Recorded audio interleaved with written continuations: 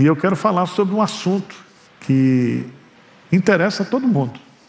Se chama cura interior pela palavra de Deus. Cura interior pela palavra de Deus. Tem muito crente hoje que lê muitos livros de autoajuda. Autoajuda. E todos os livros de autoajuda, inclusive os pastores hoje que são coaching, né? Eles trabalham esse assunto colocando você como solucionador do problema. Né? E nós sabemos que tem muita coisa na minha vida, na sua vida, que só Deus pode curar. Você já tentou, né? Eu já fui para psiquiatra, terapia, só não fiz descarrego, mas tudo, tudo todo mundo tem. Quem? O Senhor sara os de coração quebrantado e lhes pensa o que? As feridas. Então, o primeiro princípio que eu quero que você coloque aí, que Deus, Ele é autor e a fonte de toda cura verdadeira. Para psicologia, para qualquer ramo da ciência, tem que partir desse pressuposto. Deus cura. Que toda a cura das doenças que o pecado original trouxe para a vida do homem, tudo isso já foi resolvido na cruz de Cristo. Versículo 5 diz assim: mas Ele foi traspassado pelas nossas transgressões e moído pelas nossas iniquidades. O castigo que nos traz a paz estava sobre Ele, e pelas suas pisaduras fomos o quê? Sarados. Então Deus já sarou a gente. Você vê a morte de um ponto de vista muito negativo, porque a morte é a cura total. Tá certo? Então Deus, Ele resolveu na cruz, através do sacrifício do seu Filho, acabar com todo o sofrimento humano. Enquanto nós estivermos aqui, no mundo tereis aflições, mas tem ânimo, eu venci o mundo, e vocês vão vencer também. Um dia nós vamos ficar livres de todo sofrimento, porque já foi providenciado o remédio na expiação de Cristo. Terceiro lugar, o Espírito Santo é um agente que aplica a cura. Eu tenho um estudo, não vai dar, eu escrevi sobre pneumoterapia. É o Espírito Santo que sara a gente, é Ele que age, Ele que aplica a cura. A cura vem de Deus, baseada em Jesus Cristo, mas aplicada pelo Espírito Santo. Quarto lugar, eu queria que você fosse para o Salmo 107, versículo 20. Salmo 107, versículo 20.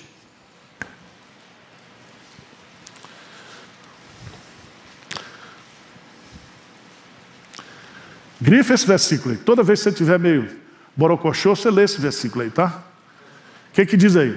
Salmo 107, versículo 20. O que diz? Enviou-lhes a sua palavra e os sarou. E os livrou do que era o quê? Mortal. Então a cura vem de Deus mediante Jesus Cristo, aplicado pelo Espírito Santo. E o instrumento que cura é o quê? A palavra de Deus. A palavra. E aqui eu quero enfatizar nesse dia da Bíblia, porque quando a gente fala sobre cura interior pela palavra, nós estamos falando do novo nascimento, que é a vivificação espiritual. Nós estamos falando sobre as consequências mentais, comportamentais e emocionais da nossa vida antes de Cristo. Certo? Então você era um mentiroso desgramado antes de se converter. Aí você se converteu e agora você diz assim: agora eu não posso mentir, mas não tem força para deixar de mentir. Quem vai curar você? A palavra, Deus. Tá certo? Se você sofreu abuso, se você foi bulinado, como diz o Tiririca, se você passou por problemas na sua vida e carrega isso dentro de você, quando você lembra, a palavra de Deus pode curar você. A lei do Senhor é perfeita e restaura a alma. Não há nada na nossa vida, nenhuma enfermidade, nenhuma doença, que não possa ser curada por Deus pelo poder da sua palavra. E aí eu quero mostrar para você, eu quero pegar dois textos bíblicos. Um vai ser Isaías capítulo 55, outro Hebreus 4, de 12 a 13. Nós vamos pegar esses dois textos e eu vou falar para vocês sobre essa questão da cura interior pela palavra de Deus. Isaías capítulo 55.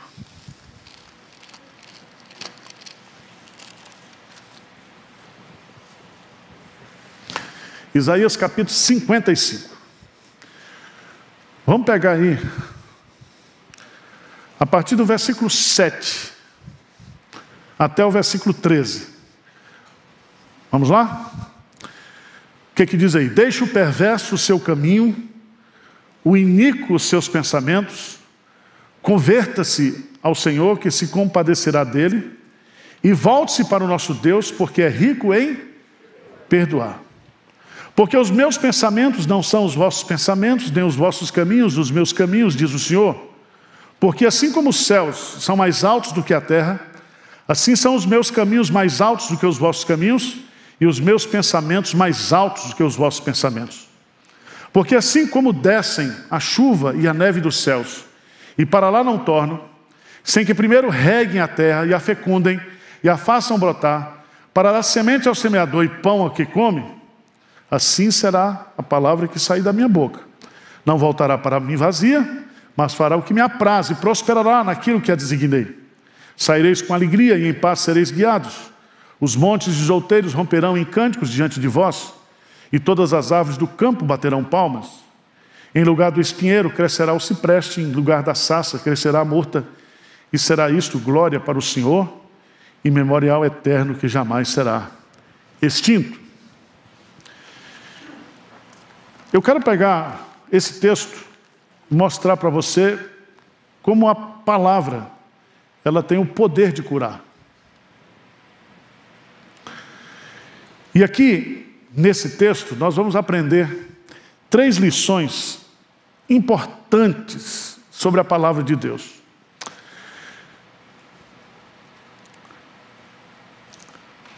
Antes de você entender isso, você veja lá no versículo 7, que o perverso, ou seja, o homem não convertido, ele tem o seu caminho, ele tem os seus pensamentos. Mas esses caminhos e esses pensamentos são errados.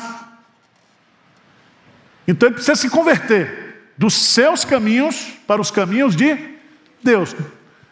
Substituir os seus pensamentos pelos pensamentos de Deus. Veja no texto. Por isso que ele diz: deixa o perverso o seu caminho, o iníquo os seus pensamentos. Então aqui é pensamento e comportamento. Converta-se ao Senhor, que se compadecerá dele, e volte-se para o nosso Deus, porque é rico em perdoar. Então, preste atenção. Quando você se converte ou é convertido pelo Espírito Santo, nenhuma condenação há mais para você. Todos os seus pecados estão perdoados. Os pecados estão perdoados, mas fica o quê? As consequências do pecado. Tá certo?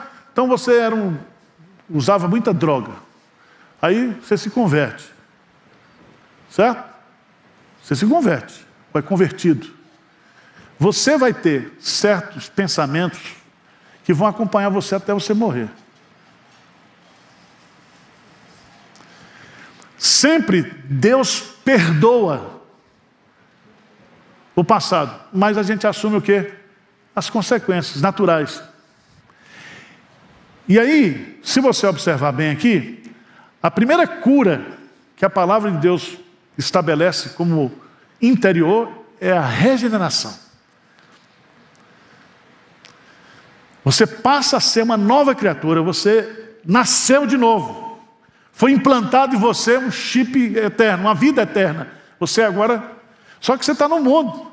Você era um pecador desgramado. Você está perdoado, mas você carrega consigo o quê? As consequências. Tá certo? Vamos ver no texto. Porque Deus vai mostrar aqui, para a gente, nesse profeta Isaías, no versículo 8. Ele diz que o perverso tem o seu caminho e o perverso tem os seus pensamentos. Agora Deus vai dizer, preste atenção, Deus está dizendo, porque os meus pensamentos não são os vossos pensamentos, nem os vossos caminhos, os meus caminhos, diz o Senhor. Então Deus pensa e Deus tem caminhos.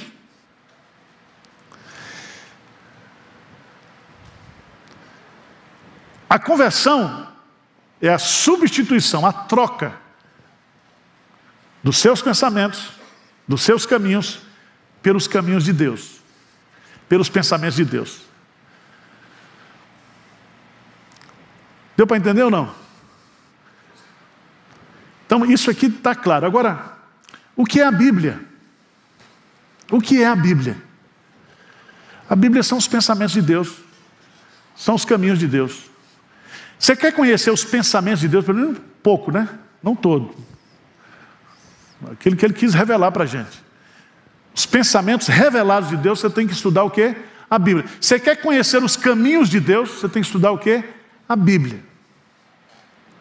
Agora veja bem, presta atenção, tá? Isaías 55, versículo 8. Porque os meus pensamentos não são os vossos pensamentos, nem os vossos caminhos, os meus caminhos, diz o Senhor. Presta atenção que existe aqui uma racionalidade dos pensamentos de Deus. Se Deus, Ele pensa, é porque Ele tem o quê? Razão, entendimento. Mas veja, que é muito importante a gente entender que esse Deus que pensa, veja lá embaixo, por favor.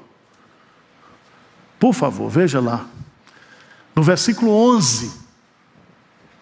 Versículo 11. O que é que diz aí? Assim será. Quem é que está falando isso? A palavra que sair da minha boca. Então Deus pensa e Deus o quê? Fala. Então quando você está diante da palavra de Deus, você está diante dos pensamentos de Deus, dos caminhos de Deus. E Deus fala com você, fala comigo, pela palavra. Assim será a palavra que sair da minha boca.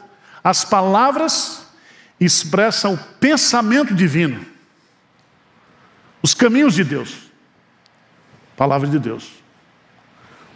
A Bíblia. Mas veja também que em terceiro lugar, Deus pensa, Deus fala, e aí eu queria que você entendesse uma coisa, é que o propósito dessa comunicação divina fica claro. Produz o quê? Efeito, transformação em nós. Veja no texto. Veja no texto. Porque assim como os céus são mais altos do que a terra, assim os meus caminhos mais altos do que os vossos caminhos, e os meus pensamentos mais altos do que os vossos pensamentos. O que é que Deus está dizendo aqui? Os seus pensamentos são terrenos, seus pensamentos são humanos, os meus pensamentos são dos céus, são altos. Não dá para comparar os pensamentos de vocês com os meus pensamentos. Há uma diferença. Mas há uma coisa que é linda aqui, é que ele vai usar a metáfora. A metáfora, ele diz assim: como descem a chuva e a neve de onde? Dos céus. Então, se tem pensamento no céu, e se esse pensamento não descer, eu não vou saber que pensamento é esse. Então esses pensamentos descem do céu. Isso significa que a Bíblia, ela veio de onde? Do céu. Como diz o poeta Joia Júnior, é o romance da eternidade. Então Deus pensa, Deus fala. E Ele fala para produzir o que Ele quiser. Veja no texto aí. Veja no texto. Eu acho isso aqui maravilhoso. Porque Ele diz assim: assim como desce a neve dos céus e para lá não tornam, sem que primeiro reguem a terra e a fecundem e a faça brotar, para dar semente ao semeador e pão ao que comer. Versículo 11, assim será a palavra que sair da minha boca, não voltará para mim vazia, mas o fará o que me apraz e prosperará naquilo que a designei. Então preste atenção, Deus pensou, Deus falou, e Ele falou para mim e para você, através da Bíblia. E Ele quer que essa fala dele tenha uma intencionalidade, que é gerar vida, cura, frutificação na minha vida e na sua vida. Dá um amém aí, pelo amor de Deus. Porque se Deus pensasse, se Deus falasse e nós não ouvíssemos, não adiantava nada. É falar para mudo surdo. Então, lembre-se disso.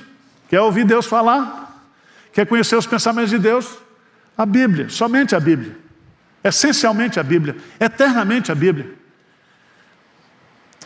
E você, que tem crente, que diz assim, mas tem um monte de coisa na Bíblia e não se explica. Você aguenta? Você não aguenta, você não conhece nenhum que a Bíblia está aqui revelando, seu desgramado. Você quer o que mais? Quer religião de mistérios? Veja lá Deuteronômio 29, 29. Deuteronômio 29, 29.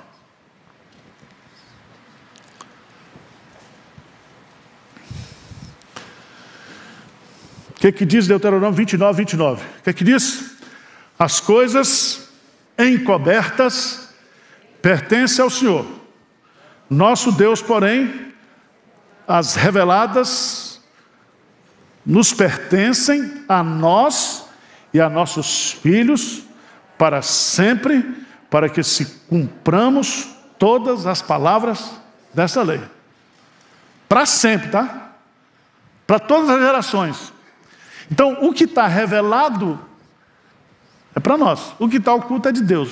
Um dia Ele vai nos revelar quando a gente chegar lá. Tá certo? Agora, preste atenção que a palavra, ela tem esse poder de produzir vida, de fazer brotar. No Novo Testamento, a palavra, ela é chamada do sêmen, a semente, que gera vida, quando cai no solo do seu coração. Então, se você é cristão hoje, regenerado, você foi regenerado por Deus, você foi curado por Deus, você nasceu de Deus, e você nasceu porque a palavra de Deus germinou em você e brotou o quê? Vida. Por isso que ele termina dizendo, lá no Salmo, no Isaías 55, o que ele diz lá? Vamos só pegar a parte final do texto. Os pensamentos, as ideias de Deus, os caminhos de Deus estão revelados na Bíblia. Ele nos fala através da Bíblia. E Ele nos fala através da Bíblia porque Ele já designou isso. O que essa Bíblia vai produzir na minha vida e na sua vida. E aí Ele vai colocar de forma magistral, a partir do versículo 12, diz, saireis com alegria. Esse verbo saireis aqui significa sair de uma masmorra, sair do estado de morte para a vida. Você vai sair, você vai se libertar disso.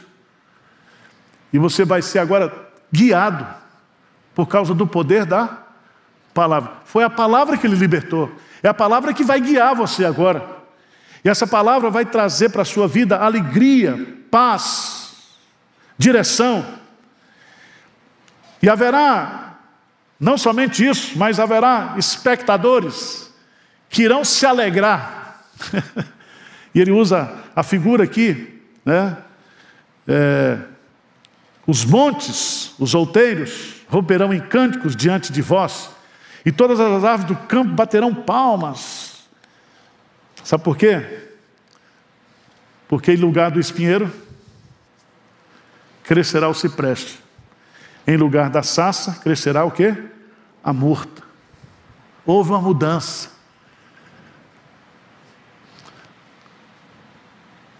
Há uma vida diferente em você por causa do poder da palavra. Vocês entenderam, gente? Estou me esforçando, tá? Estou até suado. Tá? Então, a palavra de Deus como meio de cura, ela cura porque ela é poderosa para curar. São os pensamentos de Deus, as ideias de Deus, faladas pela boca de Deus, com um desígnio, com uma finalidade. Ela não voltará para mim mesmo, o quê? Vazia, mas fará o que me... Lembra do Salmo 107? Deus enviou a sua palavra e eles foram o quê? Curados. Agora vamos, meus amados irmãos, para um segundo texto, né, que está lá em Hebreus. Hebreus, capítulo 4.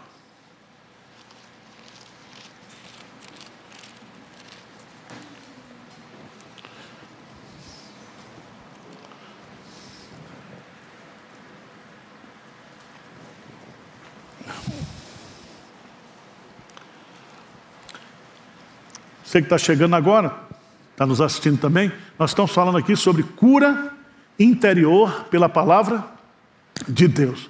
A primeira cura que eu recebo, pelo poder da palavra, é o novo nascimento, a regeneração, a conversão. Eu sou uma nova criatura. Mas você é uma nova criatura, mas você tem um passado, né? Um passado que se chama o quê? Velho homem. E mesmo agora como crente, o pecado está presente na nossa natureza. E isso traz uma luta, que só pode ser vencida pelo poder do Espírito Santo. Mas a palavra tem o poder de também nos curar.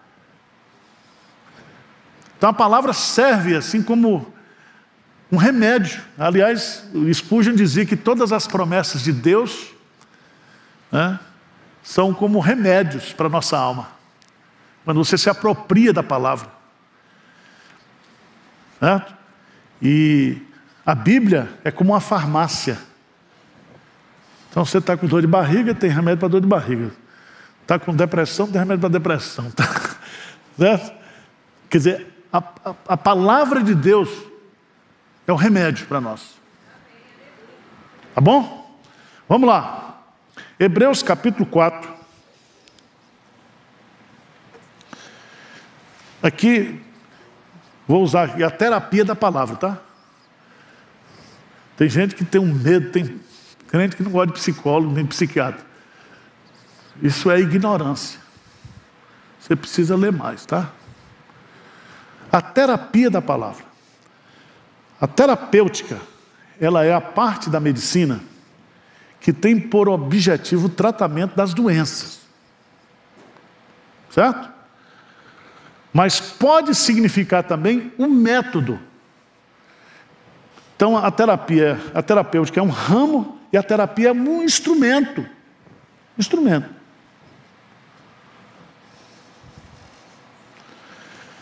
Vamos ler Hebreus 4.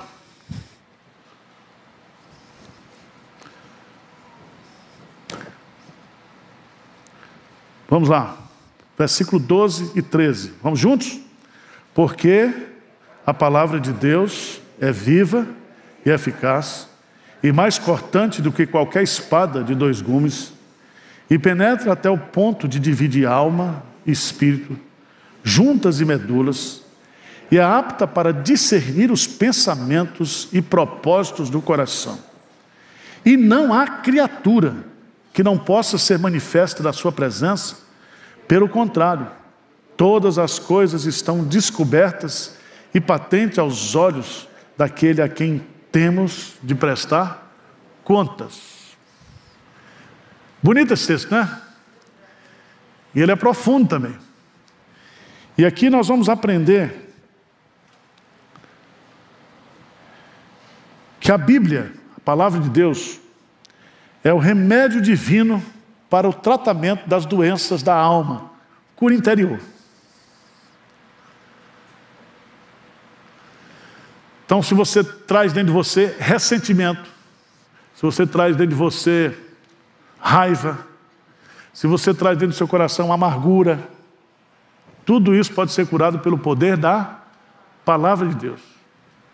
Se você tem rejeição, se você sofre da dor da traição, tem um estudo da Bíblia para chifrudo. Você sabia que quem foi mais traído foi Jesus, né? Ele foi traído pelo seu povo. Ele veio para os que eram seus não. Diz que Jesus, ele sabia o que era padecer. Era homem de dores, diz o profeta. Homem de dores. Então ele experimentou a humanidade nas suas dores mais profundas.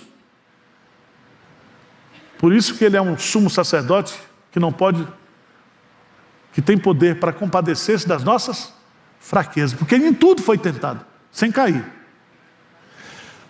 Mas vamos olhar aqui, há pelo menos aqui uns 6 pontos que eu acho interessantes para destacar. O primeiro é que, veja o que diz Hebreus 4:12, a palavra de Deus. De quem é a palavra? De Deus. Vamos voltar para o Salmo 107.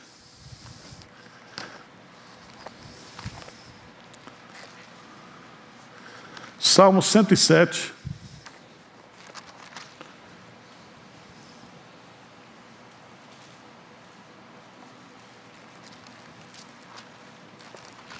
Versículo 19. O que é que diz? 107, 22, né? Cadê? Vou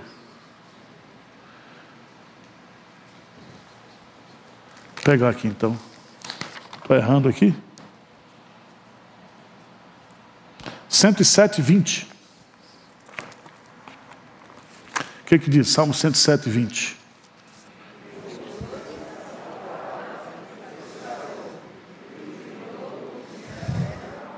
Quem foi que enviou-lhes a sua palavra? Deus. E o que é que essa palavra produziu? Cura, livramento. Veja, no versículo 19, então na sua angústia clamaram ao Senhor e Ele os livrou das suas tribulações. Deus enviou a palavra. Sabe, gente, quando você está naquele momento difícil da sua vida e você não se lembra das promessas de Deus, da palavra de Deus, e se você entendesse que a Bíblia nos foi dada para nos sarar, nos curar, é instrumento de cura. Quem crê nisso aí, que Deus pode curar? É isso aí, pela palavra. Então faça uso, tá? Agora vamos lá. Essa palavra é de Deus.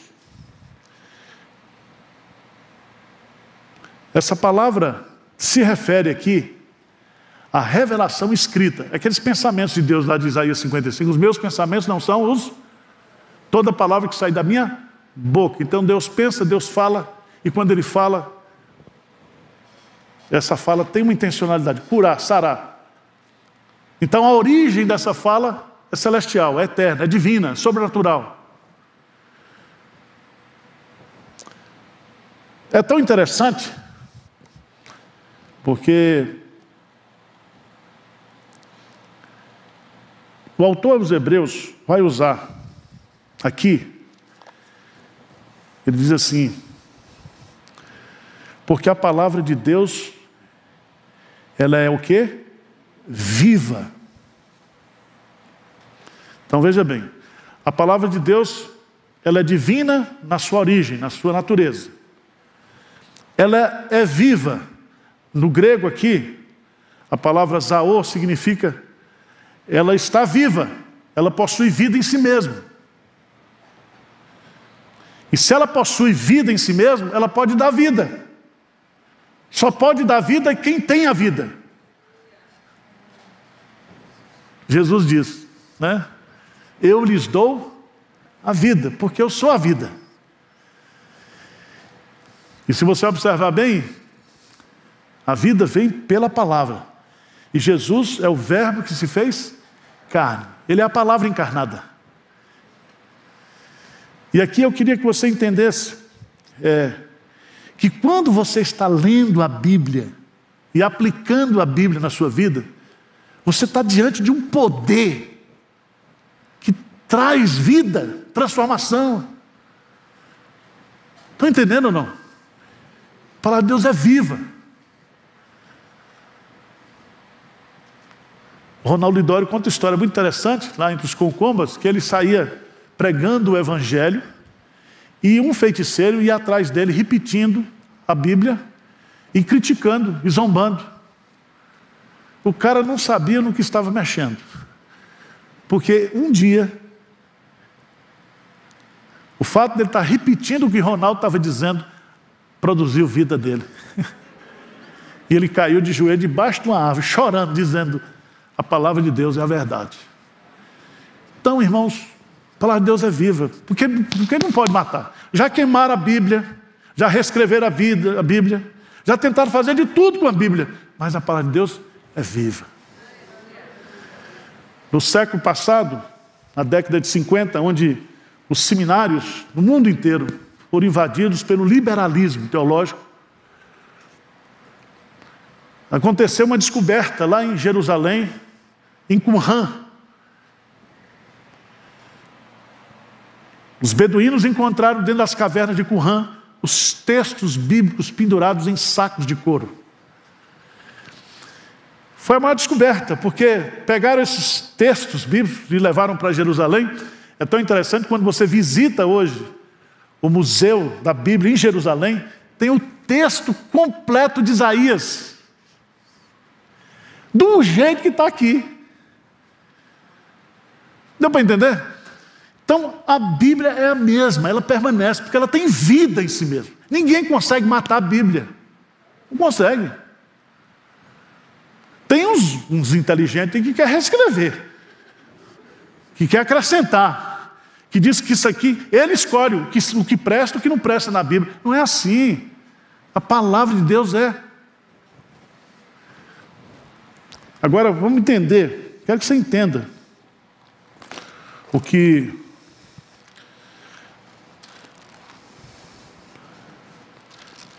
Moisés vai dizer, uma coisa que eu colocaria para você aqui.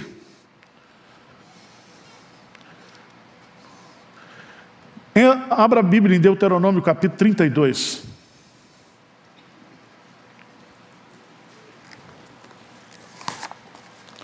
Por favor. Deuteronômio capítulo 32.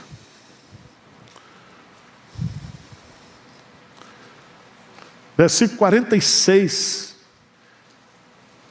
e 47. O que diz? Disse-lhes: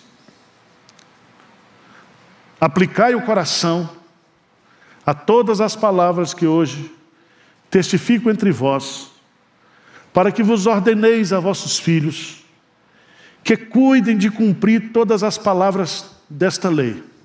Versículo 47. Por quê? Por quê? Lê comigo o verso 47. Porque esta palavra não é para vós coisa vã, antes é a vossa vida. E por esta mesma palavra prolongareis os dias na terra, a qual passando o Jordão, ides, não é coisa o quê? Vã. Aí você lê Levítico e diz, não, isso aqui é coisa vã, não serve para nós. Você é top, hein? Esses conceitos aqui de comportamento, não é assim, filho. A Bíblia, ela é a nossa vida. Nem só de pão viverá o homem, mas de toda palavra que procede da minha boca. Se você quiser, você escreve uma Bíblia para você, é outra conversa. Faz lá como o Anjo Moroni escreveu, né? Mas aqui ninguém mexe. A palavra de Deus. Então, Hebreus vai nos ensinar 6 coisas. Primeiro, a Bíblia é divina. Segundo, a Bíblia ela é viva. E se ela é viva, ela produz efeitos vitalizadores. Restaura a alma, alegra o coração, cura você interiormente. Terceiro lugar, ela é divina, ela é viva, ela é eficaz, porque a palavra de Deus é viva e eficaz. A palavra eficaz, no grego, é a palavra energes, que vem a palavra o quê? Energia. Significa não um poder vivo, mas também um poder ativo, eficaz e poderoso. A palavra de Deus traz uma energia de Deus. Como ele diz, haja luz e houve luz. Ele diz, Espírito Santo diz assim, haja luz no coração desse incrédulo aqui. Então, quantas vezes eu e você nós esquecemos disso? Né? Deus, a palavra de Deus, ela é viva, ela é divina, ela é viva, ela é eficaz, então ela pode transformar meu coração, ela pode ter eficiência, ela é útil. Por isso, irmão, não abra mão da sua Bíblia. Você, para ir para o céu, só precisa de 2 coisas, a Bíblia e o inário. Não é assim? Sempre foi assim. Os crentes raízes só têm essas 2 ferramentas. A Bíblia e o inário. Canta, ora, lê a Bíblia. Canta, ora, lê a Bíblia. Até Jesus voltar. Não precisa mais do que isso. Então, quarto lugar. Diz o texto de Hebreus que ela é mais cortante do que qualquer espada de 2 gumes. A palavra cortante aqui significa afiada. Esses 2 gumes aqui são muito interessantes porque ela tanto penetra em quem está colocando como penetra naquele que está sendo colocado. Então quando você lê a Bíblia, você está pregando para você e para o outro. A Bíblia está indo lá e voltando aqui. Você não pode falar do poder da Bíblia se você não experimentou o poder da Bíblia. Você não pode falar da eficácia da Bíblia, da vitalidade da Bíblia, se você não experimentou isso. É tão interessante, porque o autor dos Hebreus usa essa figura da espada. E Paulo vai usar lá, dizendo que, então, ela é cortante. Sendo cortante, ela penetra. Sendo penetrada, traz à luz os motivos obscuros, aí Freud, do subconsciente. Coisas que você sente, que você não sabe expressar, que você não sabe dizer. Eu estou sentindo uma agonia, eu estou sentindo isso, eu estou sentindo um desespero. Quando a palavra de Deus vem, penetra, traz à luz tudo isso. E aqui, eu queria que você fosse para Isaías 49, 1 e 2.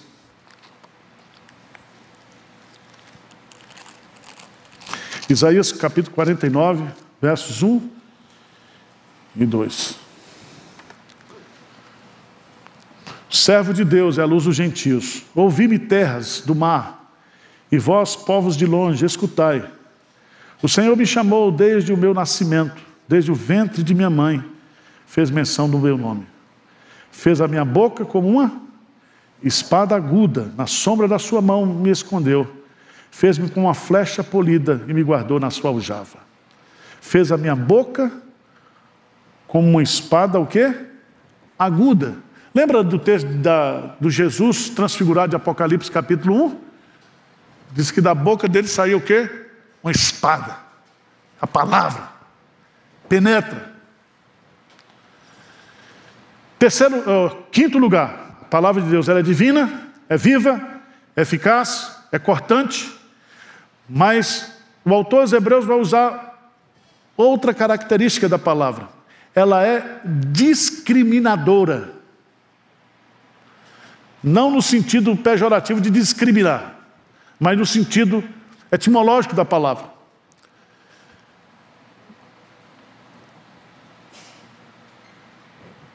Para o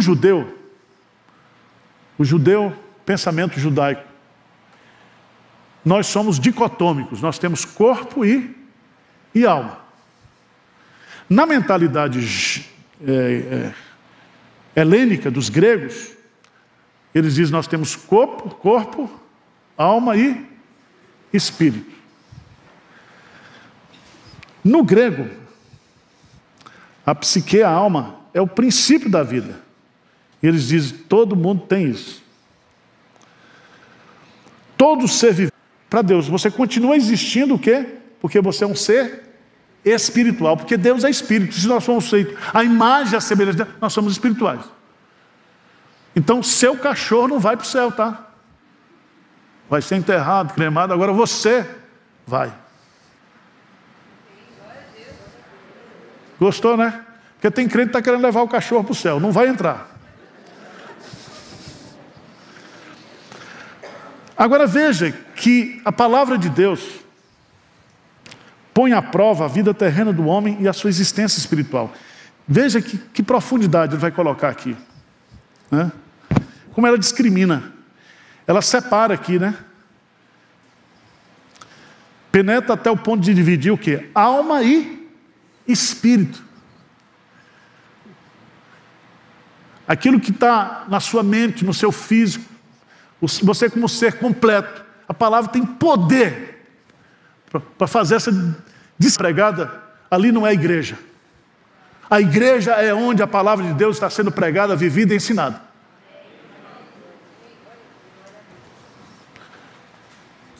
Então, vamos repetir. A palavra de Deus ela é divina, ela é viva, eficaz, cortante, discriminadora, discernente. Discernente. A conclusão que o autor chega aqui é que pela palavra de Deus todas as coisas estão nuas e claras aos olhos do Senhor. E eu queria chamar a sua preciosíssima atenção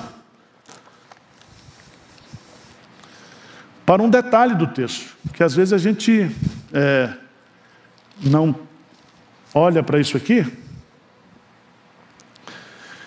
Diz no versículo 13: e não há criatura que não seja manifesta na sua presença. Pelo contrário, todas as coisas estão descobertas e patentes aos olhos daqueles a quem temos de prestar contas. Quero destacar aqui, primeiro, criatura. Não está falando aqui só de crente.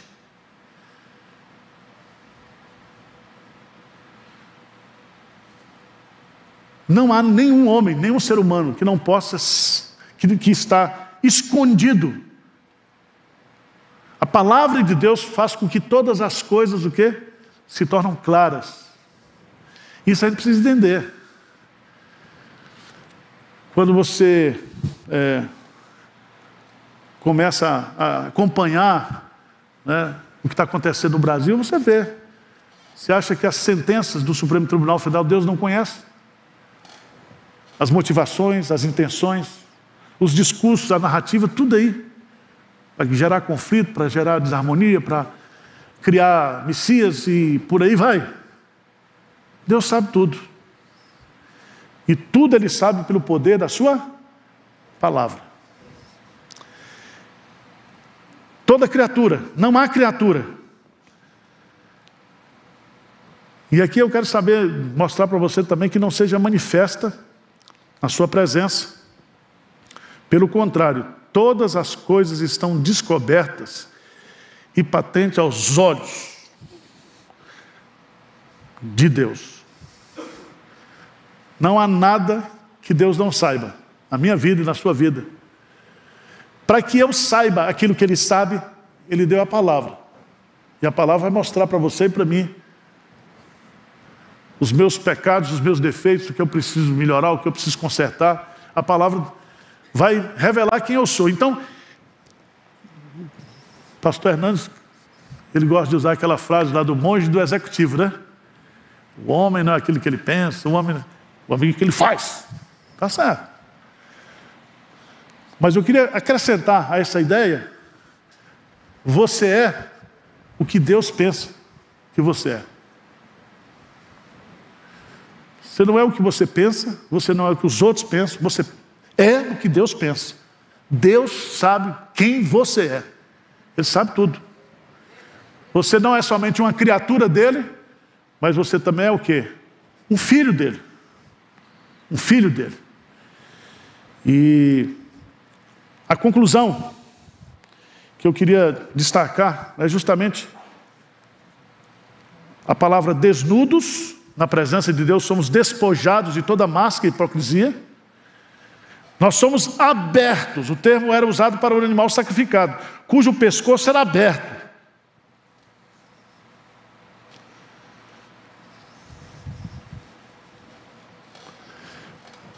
Então preste atenção. A palavra de Deus será um instrumento de julgamento. Nós teremos que prestar contas. E qual vai ser o referencial? Você vai prestar conta a partir de quê? Se você creu na Bíblia, se você não creu na Bíblia. A Bíblia tem vida e possui vida, mas a Bíblia será usada como instrumento também de juízo.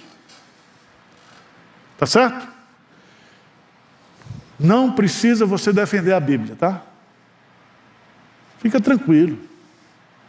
Não, porque estão dizendo isso da Bíblia. Deixa eu dizer. Você tem procuração de Deus para defender a Bíblia? A Bíblia por si mesma ela se defende. Ela é como aquela peça lá do ferreiro, né? Que quando se bate dela, ao invés dela mudar, é a coisa que é mudada. Irmãos, que nesse dia da Bíblia nós possamos agradecer a Deus porque nós temos a Bíblia para nós, e porque nós temos o privilégio de poder estudar a Bíblia na nossa própria língua. Temos hoje recursos para fazer exegese tanto no hebraico, no Antigo Testamento, como no grego, no Novo Testamento. Isso é um dos maiores privilégios que o ser humano pode ter, é a palavra. Então não negligencie isso, então não desvalorize a palavra de Deus na sua vida. Amém? Vamos orar? Ficar de pé? Senhor Deus, olha para nós aqui, olha para cada irmão. Tu sabes aqui aqueles que precisam de cura interior. Tu sabes, ó Deus, aqueles que têm vivido momentos de angústia, de tristezas, de desespero. Tu sabes aqueles também que têm se alegrado em Ti, apesar das lutas, das tribulações, com gratidão no coração. Que a Tua palavra possa ser fonte de consolo, de alívio, de cura nessa manhã, para os nossos corações, nossas mentes, em nome de Jesus. Amém, Senhor.